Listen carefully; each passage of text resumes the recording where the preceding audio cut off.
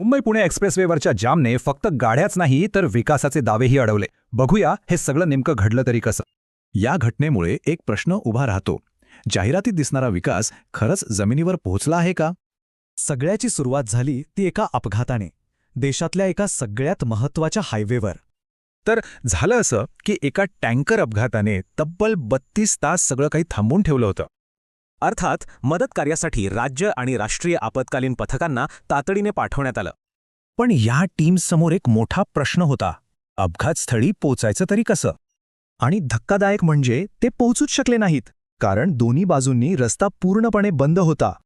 या एका घटनेने आपलं नियोजन किती तकलादू आहे हे दाखवून दिलं. टोल घेतात पण सुविधा कुठे आहेत?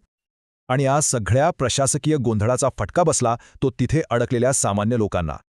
विचार करा, लहान मुलं, रुग्णवाहिका सगळेच किलोमीटरपर्यंत त्या जाममध्ये अडकले होते. आणि काहींसाठी तर हा नरकवास तब्बल 32 तास सुरू होता. पण हा फक्त वाहतूक कोंडीचा प्रश्न नव्हता. यापेक्षाही एक मोठा धोका तिथे होता. जर तो गॅस टँकर फुटला असता तर 100 ते 200 लोकांचा जागीच जीव गेला असता. यामुळे एक मोठा प्रश्न उभा राहतो. एवढा मोठा धोका होता, मग आपली तयारी काय होती? म्हणजे एखादी मोठी दुर्घटना घडल्याशिवाय आपलं प्रशासन जागं होणार नाही का? म्हणूनच आताच बोलणं गरजेचं आहे, नाहीतर उद्या या 32 तासांच्या जागी आपण असू शकतो.